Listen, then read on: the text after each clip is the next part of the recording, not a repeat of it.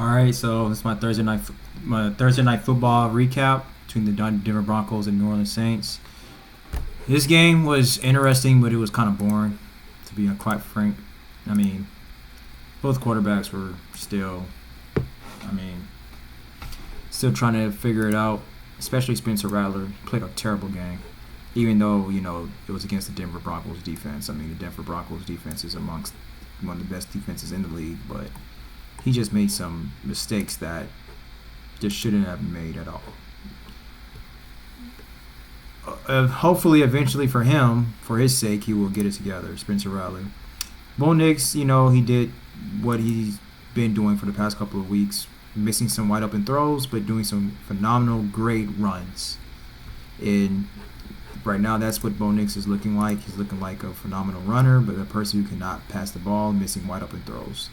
But for his sake, the Denver Broncos still managed to put up 33 points, and they managed to hold the Saints to 10 points. I predicted this score. I was pretty close. This is my second week in a row on Thursday Night Football that my predictions has been fairly very close, pretty much spot on. I predicted the Denver Broncos to beat the Saints 24-10. The score ended up being 33-10. And so I'm a little late watching the game. I'm still watching it, actually, to be honest. I have Sunday night ticket. Well, I'm watching on Amazon Prime. Obviously, it's Thursday Night Football. But I pretty much got home late, and I decided just to start the game from the beginning. But I don't know when they're going to score the 10 points, when they're going to score another touchdown. But right now, it's like less than 2 minutes left in the game, and the Saints has the ball. It's 3rd-and-1 on their 30, and I guess they're going to score obviously on this drive because right now it's 33-3. Yeah, Spencer Rattler just passed the ball to number 11. I don't know who that is. Wilson Jr. So pretty much they probably are going to score on this drive. So I guess the Saints ended it on a good note, I guess, by scoring. But anyway, it was still a blowout, 33-10. I mean, I predicted them to put up 10 points anyway. So, yeah. So Sean Payton's return to New Orleans, he made it very painful for Saints fans. I'm pretty sure it was a remarkable win for Sean Payton and the Denver Broncos. I knew he was going to come out there with a great plan. Sean Payton was not going to lose was not going to have 2 consecutive losses coming off the Chargers from a loss and then going to the Dome and losing this game. I just knew that wasn't going to happen. And he definitely wasn't going to lose to Spencer Rattler. That just was not going to happen. So, Bo Nix, like I said, he missed a lot of wide receivers, and the receivers, they dropped a few passes as well. So, I mean, they just got to get together. Like, I saw Cortland Sutton. I saw Cortland's. God dang, I can't remember his name. Cortland. Hold on. Yeah, Cortland Sutton, not Cortland Sutton. Cortland Sutton. He dropped the pass. Yeah, there were some other wide receivers that didn't help him out. Troy Franklin was a no-show pretty much in this game. But the Broncos defense was all over the field. They were dominant. So that's what's helping out Spencer Rattler. Let's see who scored on this drive. It wasn't even Spencer Rattler that threw that touchdown. They benched him. Number 3, his name is Hayner. It's Wilson Jr. Okay. So yeah. But regardless of Bo Nix missing those wide open wide receivers and the receivers dropping a lot of balls, a lot of passes, they still managed to move the ball consistently all night, all over the Saints defense, which I knew that was going to happen because I knew they was going to lean more towards on Javonte Williams. Because, like I said earlier, Javonte Williams was he's a pretty solid running back, and I think the offense is pretty much ran through Javonte Williams, not so much as Bo Nix. And so I think, Sean Payton could probably design some really good running schemes and plays for Bo Nix and Javonte Williams probably. But they were definitely leaning on the run game tonight, and that inflicted a lot of punishment on the Saints defense. And so also, on the Denver's defense, even without All-Pro cornerback Pat Surtain and all the other defensive players that they have. Well, I think that Pat Surtain is the only main defensive player that the Denver Broncos has missing out for right now. But Pat Surtain obviously is their probably the best player on their entire team, not just on their defense. But even with him out, and Pat Surtain was actually looking like he can probably be defensive player of the year if he didn't get hurt. But the Denver's defense, they dominated most of this game. So yeah. I mean, the Saints kicker Will Lutz, he made all 4 of his field goals. Lucas Krull, he had a career high in receiving of 41 yards. Quan Alexander, he recovered a key first half fumble.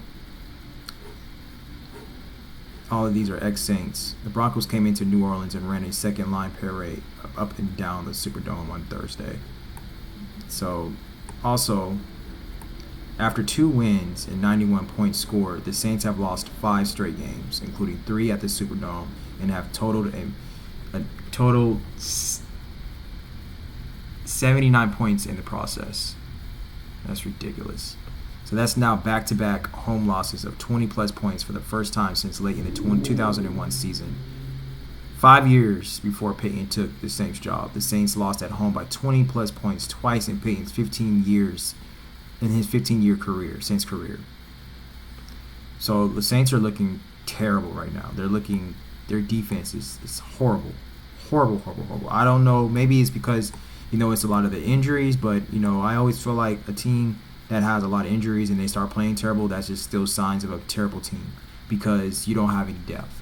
And you, even though with your injuries, you should be a resilient team, you should still be able to perform. You probably won't be. You gotta adjust. I mean, look at the Chiefs. Look at the Chargers. You still have to go out there and adjust.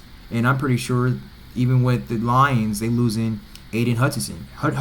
He's going to go out there and perform. I mean, not him, but the Lions are still going to go out there and perform. A lot of people think that their Super Bowl chances are dead because they lost Aiden, but I don't think it is. I think the Lions can still make us a good run. I'm not predicting the Lions go to the Super Bowl, but my thoughts for the Lions does not change on where I think they may end up. I think they're going to still go deep in the playoffs because they are very well coached, and that's where it boils down to. Dan Campbell, he has changed the brand of the Lions. Now when you think of the Lions, you think of rough, powerful, aggressive, tough, mentally tough team, run heavy team. That's what you think of the Lions, and that's not going to change. It's going to hurt them, yes. It's going to make a little bit of a difference, but it's not going to make an extravagant change because of what their identity is, what their brand is, and who their coach is. That stuff is not going to change. They're going to know and learn how to adjust. The Saints, they were blowing out people the first 2 weeks. That stuff was a fluke. It was a fluke because, think about the Miami Dolphins last year. When they blew out the Denver Broncos, by 81 points, and they were scoring up high team, putting up high points on the board. I knew that was going to be I knew that was a fluke because because I knew the Miami Dolphins they're not a type of team that's built for resilience. They're a team pretty much that's designed around a couple players, and scheming and all this. And that stuff doesn't go far.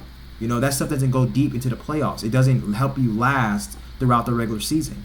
And so, these teams, they will plug and play these players, and do trades and try to get these players and stuff and try to do all these schemes and try to put up so many points, et cetera, et cetera, et cetera. And try to get all these style points, but that stuff does not last. It does not. It's not a resilient, everlasting, not everlasting, but sustainable type of football for that will bring your team go late into the regular season and going deep into the playoffs and even making a run for the Super Bowl.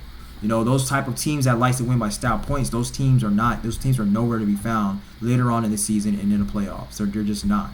If they even make it to the playoffs, so I knew I wasn't fooled by what the Saints were doing.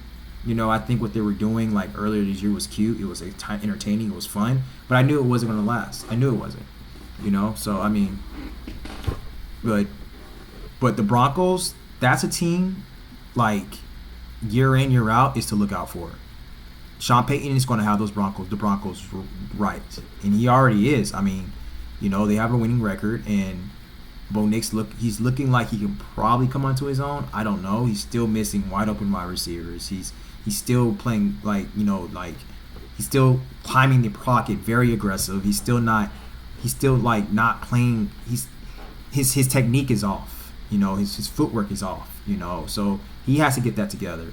But I mean, he's a phenomenal runner. I mean, right now all of his game is just about him running. But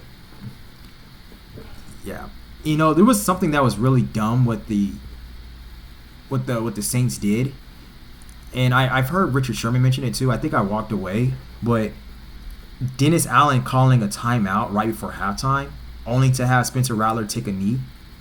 That was just ridiculous. Like, I don't know what he was thinking. Like, what was the point of that? Is he trying to get fired? I mean, at this point, he really should. But I mean, I don't understand what was the point of that. I don't know. Another same story. Saints missing a bunch of tackles, and the Broncos, their defense deserves deserves praise for this effort though, because their defense is the reason why they are even in any of these games throughout the entire year. It's kind of hard to measure how strong this performance was given the Saints' offensive injuries, but Denver's defense, they did dominate tonight. But 4 days ago, the Chargers, my team, we ran pretty well on them, over the 3 quarters, but in the fourth quarter, against us, the Broncos, they did buckle up and they turned out to play pretty heavy. To play pretty well against us in the fourth quarter. So I think it looks like the Broncos, they picked up right where they left off from the fourth quarter of playing against the Chargers. That's because because how they played against us in the fourth quarter, because we were dominating them in all 3 quarters of the game, and then they started making the game a little bit more competitive in the fourth quarter. It looked like they picked right up right after the fourth quarter, and so that's good sign, and that's a great sign of coaching. That is signs that Sean Payton, he's learning how to adjust, even though they missed their key best player on their entire team. See, that proves my point. See, the Broncos, they lost their best player on their entire team. They're heart and soul of their defense, and they are playing as a unit. They have depth. They are because they are very well coached. That is a sign of a great, well-coached team. Not saying that when they lose a key player that it's not going to hurt, but when you know that a team has a great coach and is very well coached, when they lose key players and it doesn't really look like their heart missed a beat when they lost their heart and soul of the team, because they are playing as a unit. They are a body, collectively. It's only so many teams that does that and that can do that. But those are the teams to really watch out for. Those are the teams that's going to be having winning records and that are going to go make a run, go deep into the playoffs, make a run for the Super Bowl. Those are the resilient, sustainable, mentally tough teams. Those are the teams that love misery. It's a psychological thing. It's a mentality thing. So, yeah, I already went over both rookie quarterbacks had their share of struggles.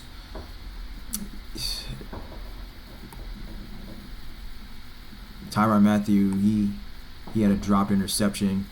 Yeah, there was a couple of dropped interceptions throughout this game. Bo Nix, he could have thrown like a couple of interceptions. Same for Spencer Rattler. Bo Nix, I mean, he really didn't play all that well. He really didn't. He ran well like he did last week, but he's not. Bo Nix, his throwing is off right now. It's very off.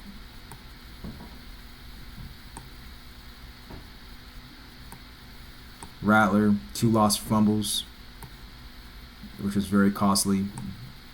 And then, so yeah, I just saw this. Yeah, Jack. So it's not Jack. His name is Jake Hayner. He placed him in the final few minutes after Rattlers sustained a hit point. Oh, so they didn't bench him. He got hurt. Sustained a hit pointer. Ah. Wow. Leading to the Saints to a garbage time touchdown. So it'll be interesting to see how Allen will handle the situation if Derek Carr isn't healthy prior to the next game at the Chargers. Oh my goodness. So wait, let me go deeper into this.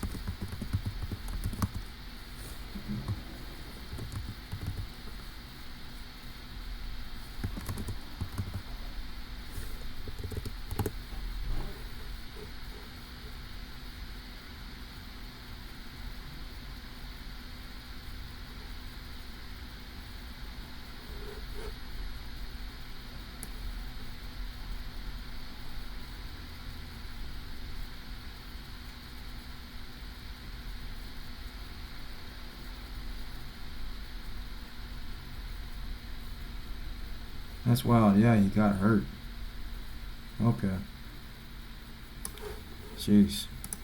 So he played terrible and he gets hurt. Hit pointer.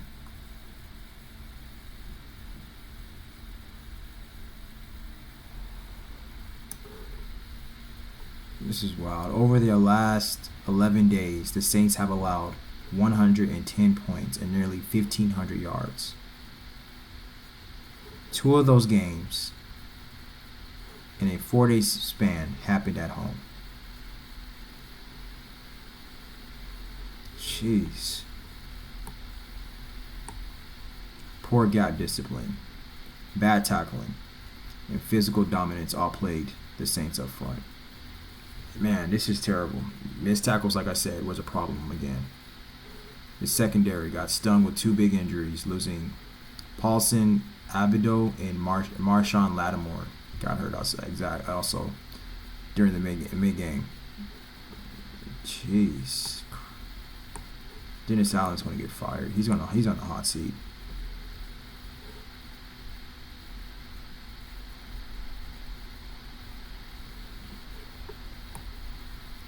This is crazy.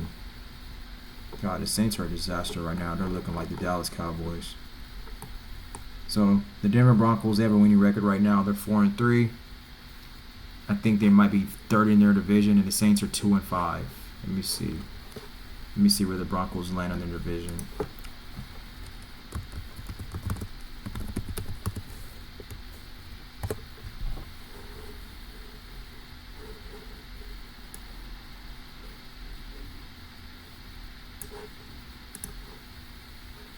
Let's see where the Broncos and the Saints. The Saints probably in are last in their division.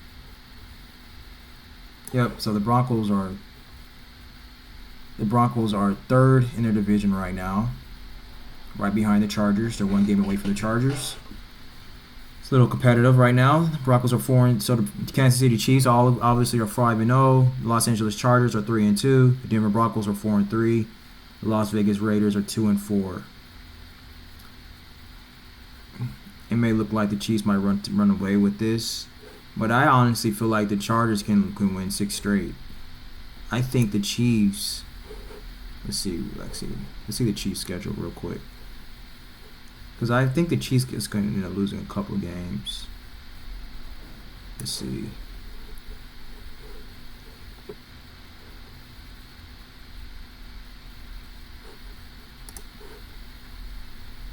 Let's see here.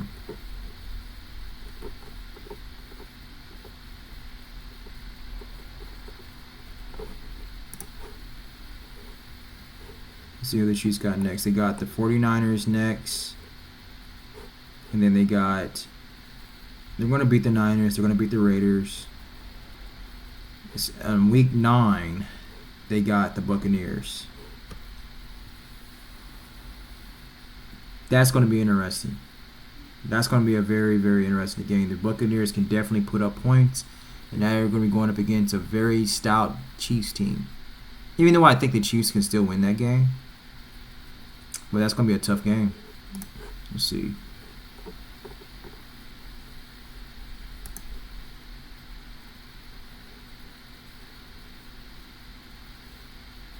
Yeah.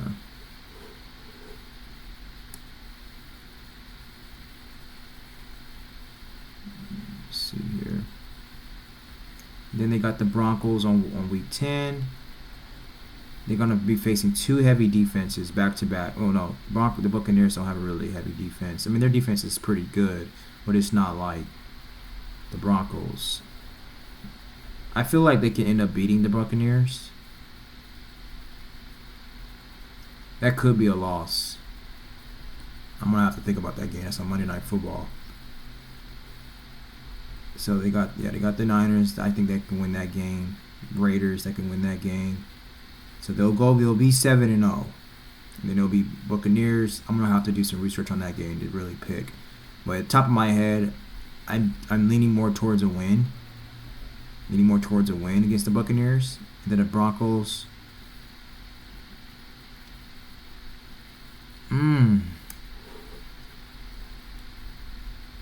Because this is a divisional game, the Chiefs could lose against the Broncos.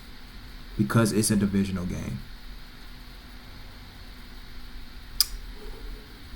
But I just don't see Bo Nix really doing anything against that defense and putting up points. Even though they did put up 33 points against the Saints. I don't think the Broncos is going to win that game. I'm leaning more towards a win on that one. The Bills. Now this is a game the Chiefs could lose against. You know, you got Josh Allen against Patrick Mahomes. Now the Bills got Amari Cooper. They can lose that game. Panthers, that'll be a win. Raiders, that'll be a win. Chargers, I'm not having the win beat us. That'll be a loss. That'll be 2 losses, I think. And then Browns, that'll be a win. Texans, that'll be a win. Pittsburgh, that could be a win. Broncos, they got the Broncos again. That should be a win. So, I mean, I guess the Chiefs can end up having like 3 losses.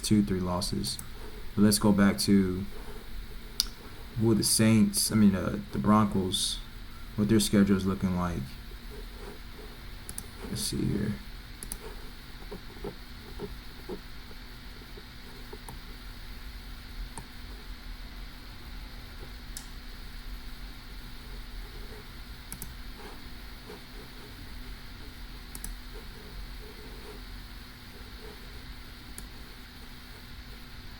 The Broncos, they got the Panthers next. It should be a win. They got the Ravens. It's going to be a tough loss right there. I not see them, yeah. So they're going to beat I see them being the Panthers, and then they're going to lose to the Ravens, lose to the Chiefs. So yeah, they're not going to be able to compete with the Chargers in the division. They're not going to be able to do it because the Chargers already beat them too. They're 1 game behind us. I feel like the Chargers can win their next 6 games. They got some tough games. They got the Ravens and then they got the Chiefs, and they're at the Ravens and they're at the Chiefs. They're at home. Those are 2 away games. They ain't winning those games. If they win those 2 games, man. If they win those 2 games, the Broncos is for real. I mean, their defense can help them win it. Defense wins championships. I mean, their defense can pull it through, but I don't see it happening. I see those 2 losses. I can give them the Falcons. They can win they can beat the Falcons. They'll beat the Raiders. They'll beat the Browns. They got a bye on week 14. They could beat the Colts, and then they got us again on week 16. We beating them on that again. Then they got the Bengals. I can give them the win against the Bengals. They got the Chiefs again. That's gonna be a loss again. Yeah.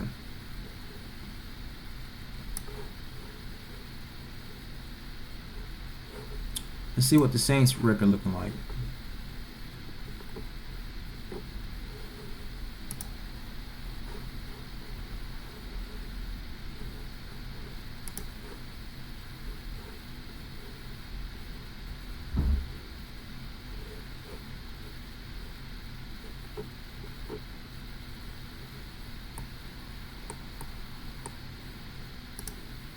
All right, so not the record, but they're 2-5. They're third in the NFC South.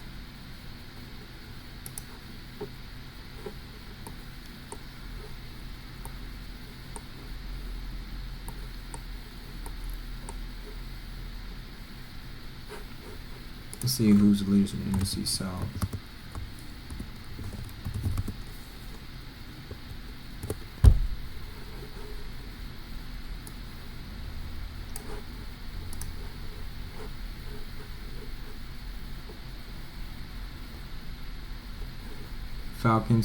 Falcons and the Buccaneers are tied.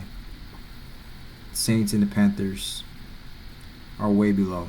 They're 3 games behind. There is no competition in the NFC South. The most competitive conference is the NFC North. Yeah, that's the most competitive conference right now, the NFC North, because you got the Minnesota Vikings, the Detroit Lions, and then the Green Bay Packers. Then you got the Chicago Bears. If the Lions beat the Vikings, God. And then the Packers and the Bears, I don't know. I can't remember when they play, but man, NFC North is the most competitive conference right now.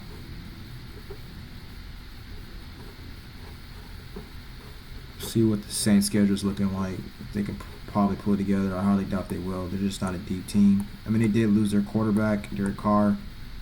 They did lose that, so that does hurt. But God, man, their defense is terrible. Oh, they got the Chargers next. That's going to be a loss. They got us October 27th. Let's see. They got us October. Then they got the Panthers. They should win that game. Then they got the Falcons. They're going to lose that game. They're going to lose the Chargers, win the Panthers, win to the Falcons. Let's see what their full schedule looks like. They got the Browns. That should be a win. They got the Rams. I think that's going to be a loss.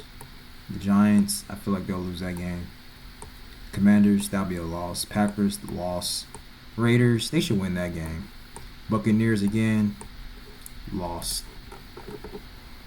So, yeah, Saints aren't making it into the playoffs. They're done. Yeah, but I don't know, man. I mean, football is so unpredictable. Sometimes teams can pull it through. They can get better. You know, they don't have their quarterback, so that can play a big deal. So, you know, Derek Carr should be back next time they play the Bucs, so that can come out on top as a win. It could. We'll have to look more deeper into it as when the time comes.